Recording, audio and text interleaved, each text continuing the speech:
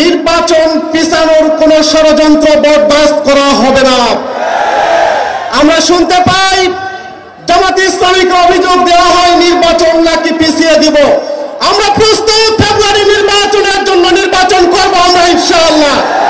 কোন নির্বাচন পিছানোর ষড়যন্ত্র হলে বগুড়া থেকে তীব্র আন্দোলন গড়ে তোলা হবে। বন্ধুগণ, মার্কা আছে, কাহালুর মার্কা আছে, এই নন্দীগ্রামের মার্কা আছে, বগুড়াবাসীর মার্কা আছে, না ইনসাফের মার্কা আছে, মানুষের মুক্তির মার্কা আছে। কোন সে মার্কা? কোন সে মার্কা? জানিয়ে দিন। আসমানের নিচে, জমিনের উপরে, ইনসাফের, আদলের।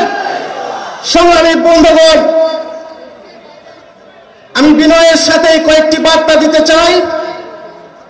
আমরা প্রথমেই আজকের এই সমাবেশ থেকে দায়িত্বহীন কণ্ঠে ঘোষণা করতে চাই, নির্বাচন পিছানোর কোনো ষড়যন্ত্র বরদাস্ত করা হবে না। আমরা শুনতে পাই জামাত ইসলামীকে অভিযোগ দেওয়া হয় নির্বাচন নাকি পিছিয়ে দিব। আমরা প্রস্তুত ফেব্রুয়ারি নির্বাচনের জন্য নির্বাচন করব আমরা ইনশাআল্লাহ। কোন নির্বাচন পিছানোর ষড়যন্ত্র হলে বগুড়া থেকে তীব্র আন্দোলন গড়ে তোলা হবে। বন্ধুগণ, আমরা বলি, আমাদেরকে বলা হয় ডক্টর মোস্তফা ফয়সাল পারভেজ উড়ে এসে জুড়ে বসেছে। মোস্তফা ফয়সাল পারভেজ এই বগুড়ার সন্তান, এই মাটির সন্তান, ছাত্র রাজনীতি করে বারবার কারাগারে গিয়ে তার রাজনীতির প্রমাণ দিয়েছেন। তিনি বিশ্ববিদ্যালয়ে পড়িয়েছেন, পিএইচডি ডিগ্রি অর্জন করেছেন। সংগঠন বলেছে বগুড়ার টানে তিনি বগুড়ায় চলে এসেছেন।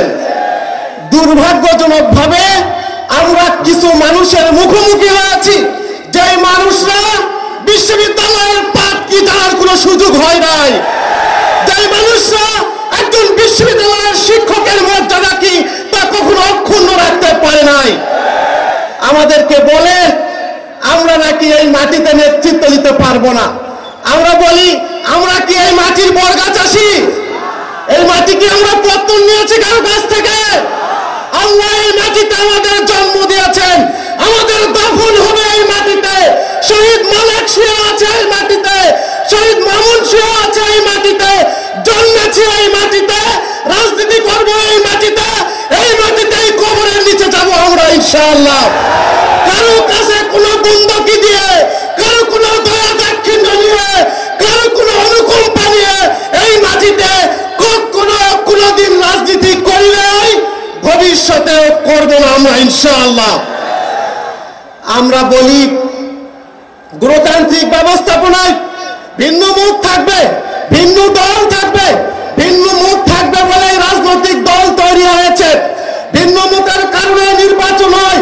জনগণের কাছে একটি চয়েস থাকে, আপনার হাতে অনেকগুলো অপশন থাকবেন। আজকের এই মনসুর আলী কলেজ মাঠে আমরা আমাদের আদর্শের কথা বলবো, আমরা আমাদের যুক্তির কথা বলবো, আমরা আমাদের ইশতেহার বলবো, আগামী দিনের বাংলাদেশ নিয়ে আমাদের পরিকল্পনার কথা আমরা বলবো। তারপরে অন্য অপরাপর রাজনৈতিক দল এখানে আসবে, তারা তাদের আদর্শ, যুক্তি, ইশতেহার তুলে তুলবে। Let the people choice their option. জনগণকে সিদ্ধান্ত নিতে দিন কারা কাকে ভোট দিবে। এই এলাকার মানুষ যদি আমরা আমাদের ভোট দেয়, তাদের সবাইকে সাথে নিয়ে এক নতুন বাংলাদেশ গড়ে তুলবো ইনশাআল্লাহ। আর যদি জনগণ আমাদেরকে প্রত্যাখ্যান করে, পরের দিন থেকে আবার আমরা মানুষের দরজায় দরজায় মানুষের মুক্তির লড়াইকে টেনে নিব আমরা ইনশাআল্লাহ। আমরা আমাদেরকে বলি, এই গণতান্ত্রিক পরিবেশকে অক্ষুণ্ণ রাখার জন্য আমাদের সকলকে কাঁধে কাঁধ মিলিয়ে কাজ করা দরকার। হঠাৎ করে নতুন করে একটি স্লোগান উঠেছে, আমাদের বন্ধুরা বলা শুরু করেছে আমরা নাকি রাজাকার।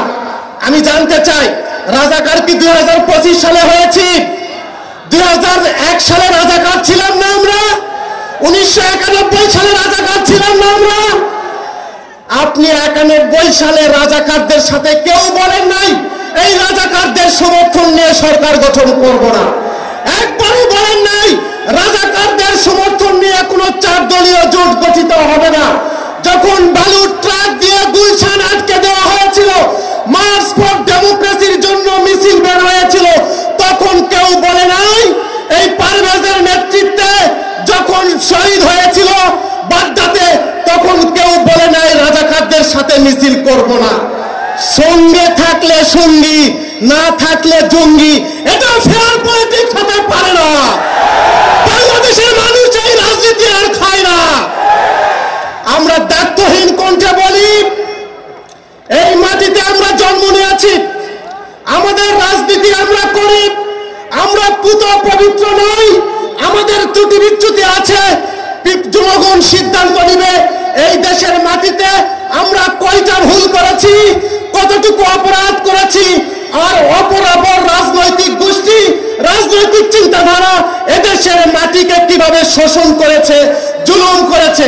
সংগ্রামী কালবাসী, নন্দীগ্রামবাসী, 1971 থেকে 75 পর্যন্ত আওয়ামী লীগ, 77 থেকে 81 পর্যন্ত বিএনপি, 81 থেকে 90 পর্যন্ত জাতীয় পার্টি, 91 থেকে 96 পর্যন্ত আওয়ামী লীগ, 96 থেকে 1 পর্যন্ত আওয়ামী লীগ, 2001 থেকে 2006 পর্যন্ত বিএনপি, 2008 থেকে 2024 পর্যন্ত বিএনপি আওয়ামী লীগ এই দেশ শাসন করেছে।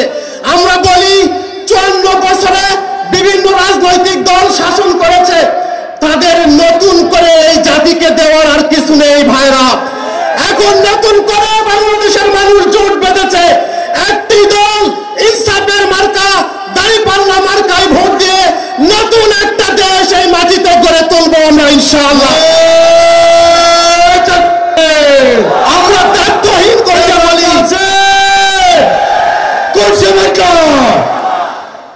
আমরা দায়িত্বহীন কণ্ঠে বলি, জাগবে এবার চাচা ভুষা, জাগবে মাঝি মাল্লা, সৎ লোকের শাসন হবে, জিতবে দাঁড়িপাল্লা, জিতবে দাঁড়িপাল্লা ইনশাআল্লাহ।